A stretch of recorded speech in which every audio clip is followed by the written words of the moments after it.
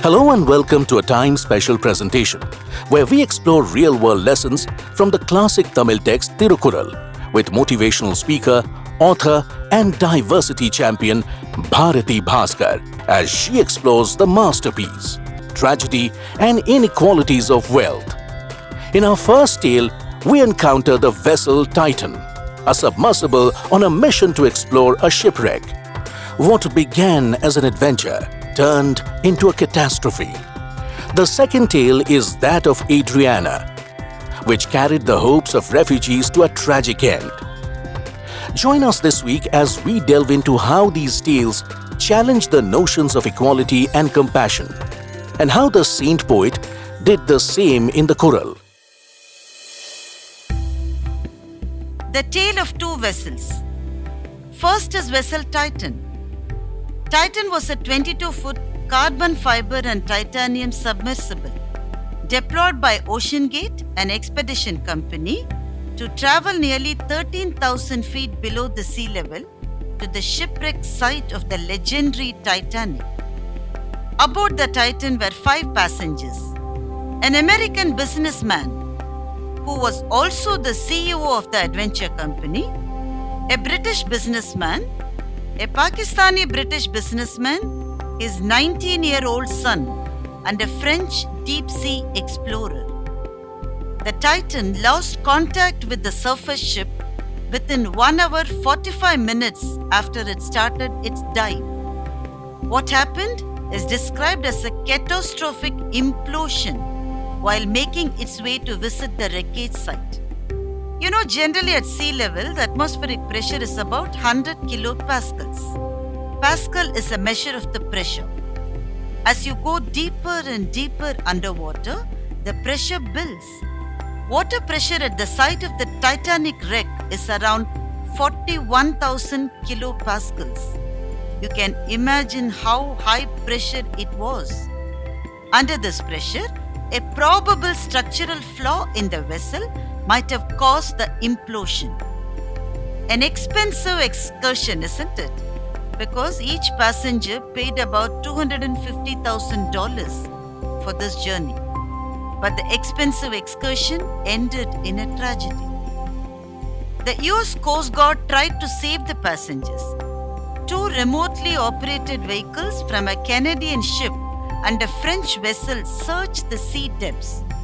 The US Navy also sent sonar buoys to locate the submersible. Aircrafts were seen all over the place, scanning the ocean surface. The rescue expenses were massive. But all the 5 passengers have been declared dead. Now is the second story of the second vessel. The name of the vessel is Adriana.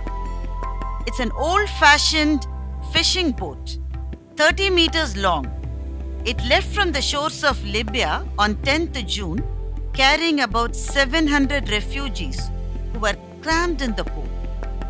It sank near the deepest point in the Mediterranean Sea. Just about 100 people were rescued. The refugees from Pakistan, Afghanistan, Egypt and Syria fled their countries and landed in Libya to take a ride to Europe. They paid about $6,000 to the human traffickers in Libya who promised them a place to live in Europe. They were not adventure tourists, but they were refugees hoping for a better life. The boat mentioned a coast guard who witnessed the capsize. It was not a seaworthy boat at all. It was a floating coffin. The theory of this person is that the boat might have sunk after running out of fuel or suffering some engine problems. None of the passengers were wearing life jackets. More than 600 people are presumed dead, and most of them were women and children. The similarity between the two tales is the tragic end. The difference between the two tales was how the world viewed the two tragedies. So many governments and agencies rushed to rescue the inmates of the Titan. The same organizations did not heed the drowning migrants from poor third world countries. Media worldwide covered the 5 wealthy and elite tourists but no one bothered to cover the plight of the passengers in the ramshackle boat that capsized near Greece. I am particularly a favorite of the poems of James Shirley. I like the poems of James Shirley. He once wrote a poem called Death the Leveler. He told us that all are rendered equal at the altar of the death. Shirley was wrong. Some lives are more valuable than the others, and some deaths are more important than the others. I was thinking about all the migrants in the ship. Unlike the wealthy adventurers, they had lot more time before they died when they were running helter-skelter. They were perhaps hoping that somebody would save them. Perhaps international community would render a helping hand. Some kind-hearted organizations, some governments, at least God the Creator, but no one came to the rescue.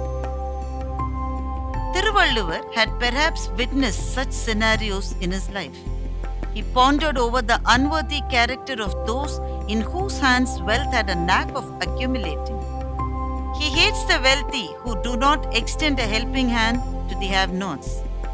He fumes as he thinks of the dispensation which necessitates the have-nots to beg and seek refuge from the wealthy. Valluvar spells a curse on the Creator, the designer of the system, the God who paved way for inequality. If some have to beg others for a decent living, let the Creator himself beg and perish, simmers the saint. Irandhum, Uyir, Vendin, Parandhu, Keduga, Ulagiyarriyon. If he that shaped the world desires that men should beg to live, let him too be a wanderer and perish.